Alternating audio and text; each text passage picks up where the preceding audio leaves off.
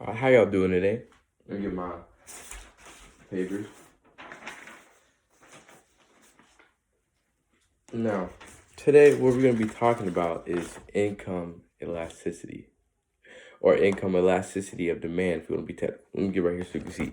So the definition for income elasticity is basically just a measure of how much quantity demanded of good response to a change in consumers' income. And how we measure it is with a simple equation right here. Now, how we get it is very similar to how we first did it in the other video for cross price elasticity. So basically, let's say income goes from $1 to $1.20. That's 20% change. So that's gonna go on top of your fraction, and then you're gonna average together $1.20 and $1, and then you're gonna get that percentage, and that's gonna be on the bottom. You're gonna do the same thing for the shift in quantity demanded. Now, when you get your answer, my answer is 2.32. Now, what you gotta understand about this, if it's greater than 1, negative or non-negative, is elastic. Now,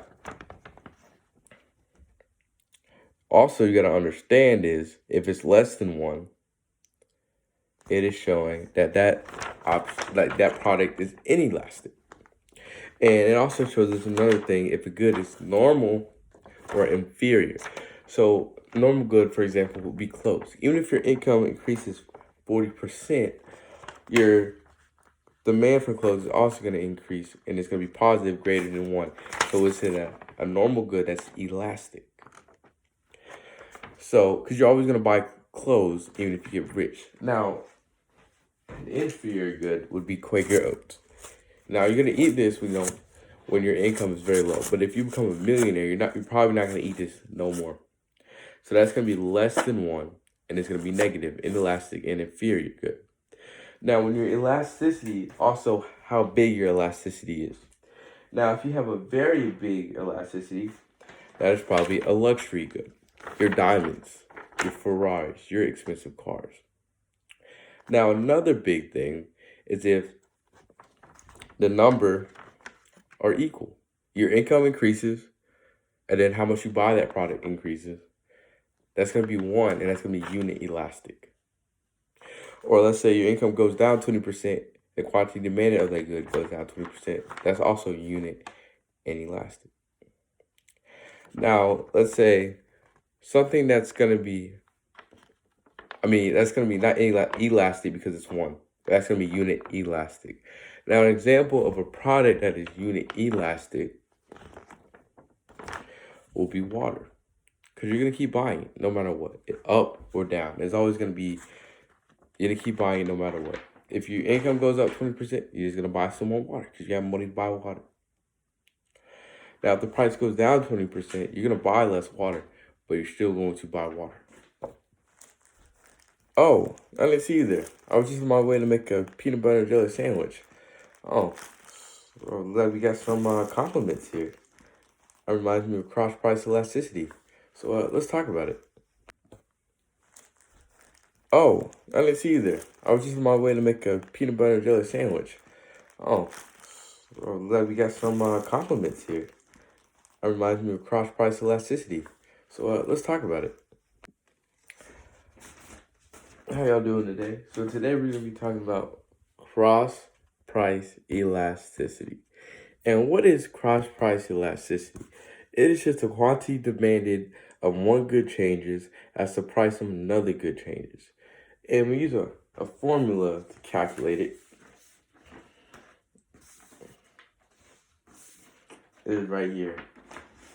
So how this formula works is the percent change in quantity of demand good 1 over the percentage change in the price of good 2. Now, this shows us 2 things: if the product is a substitute or a complement. Now, if you look at this example right here, you have apples, and then you have pie crust. Now, by looking at this, you see right here, if the price of apples increases by 10%, then the quantity demanded for apples goes down 5%. Now, what can you tell? If the price goes up and the demand for that one goes down, then that's obviously a compliment because they go together. Like my peanut butter jelly. When price of one goes down, the demand of the other will increase, and vice versa. Now, for substitutes, if I look at the view of my company, which is Sony Music Group, a substitute would be Travis Scott tickets. Now, let's say my company increases the prices of Travis Scott tickets by 25%. Then the demand for, let's say, Post Malone will increase by, let's say, 80%. It's not the same. And why is that? That's because they're substitute for each other. So if one person is like, I don't want, this is too high for me. I don't want to spend that much money. They'll go to another product that's the same thing. That's all substitute is. So instead of going to Travis Scott, they go to Post Malone. And that is cross-price elasticity. We're going to be learning about price elasticity of demand. And basically, what that is short and sweet, it just measures how much quantity demanded responds to the change in price. And we use this with a quick, simple equation, which is just percentage change in quantity demanded over percentage change in price. Now we're going to get into some of these graphs, but first we're going to discuss a little term called total revenue, which is just the amount paid by buyers and received by basically sellers of a good. So right now we're going to discuss all the main demand charts that you have where you're talking about price elasticity of demand real quick. So let's get over here to our first one right here. And as you see right here, the $4 goes up to 5, which is an increase in price. But the demand stays the same. So the elasticity of this demand is 0. So basically what that means is no matter where the price goes, the demand for this product is going to stay the same. So for example, it would be, insulin. No matter where the price goes, the demand for it is going to stay the same because people need it. It's a necessity. Now, when we're talking over here, it's my demand curve right here.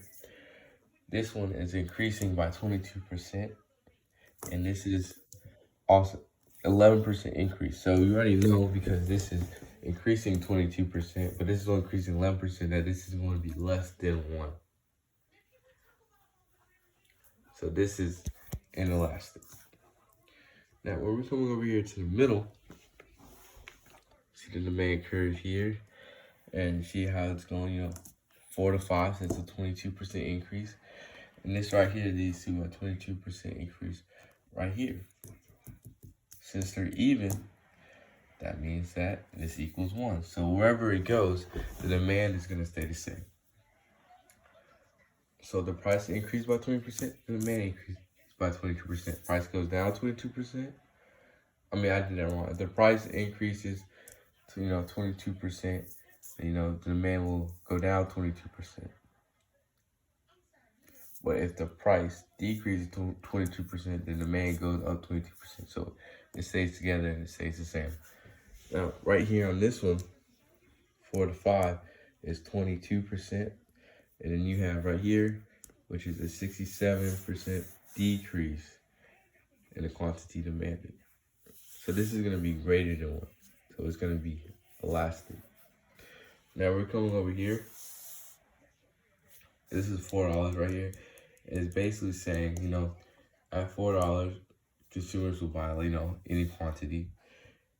And if the price goes over $4, it's saying that the demand for it will be 0. Anything below $4, and by infinite number. So this is all theoretical. We don't really have a per se item for this. I just use what's in class, which is like a Chipotle. Alright, today we're gonna be talking about price elasticity of supply. Got my camera here so you can see all 5 of the charts. So the first thing we gotta discuss is the definition. And basically, it's just a measure of how much the quantity supplied of a good responds to the change in price of that good. So let's walk you some. Basically, an increase in supply will just lead to a decrease in total revenue, while a decrease in supply will lead to increase the total revenue. So that's basically all this right here. Alright, so I'm sorry for the terrible edits, but I missed some information when I was talking about these graphs, so I'm going to redo the video. I caught myself. So first we gotta talk about the fraction that you would use to figure out, if it's greater than 1, less than 1, and elastic. So what you do is percent change in quantity supplied over percent change in price. So coming to the first graph, as you can see right here, this is increasing from 4 to 5, but the supply stays the same.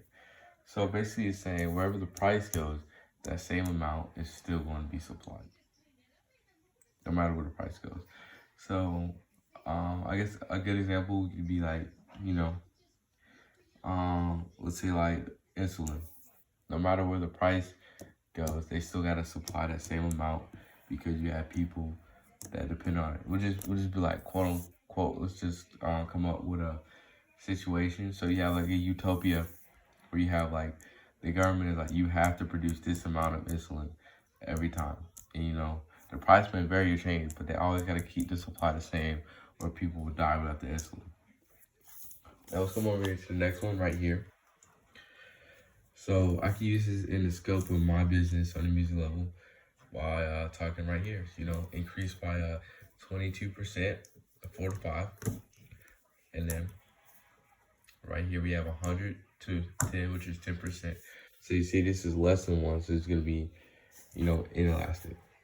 Now what I mean by the scope is like, this can be like the supply for my ticket sales. Of course it wouldn't actually be like this, but I'm just saying that I can use it in the scope of my ticket sales.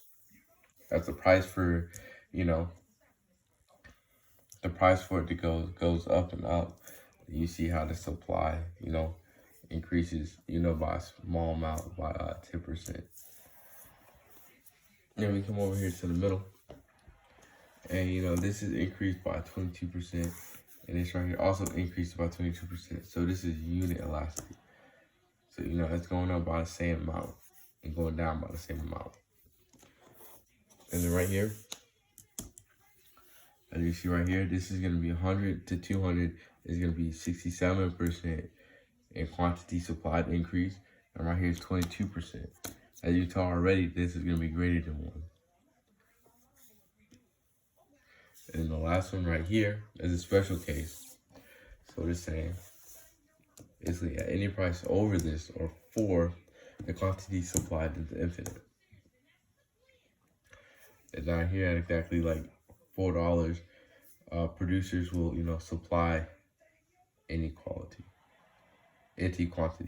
So this is all theoretical. We don't really have like a good product for this, but I'm just saying these are the graphs right here, and that is,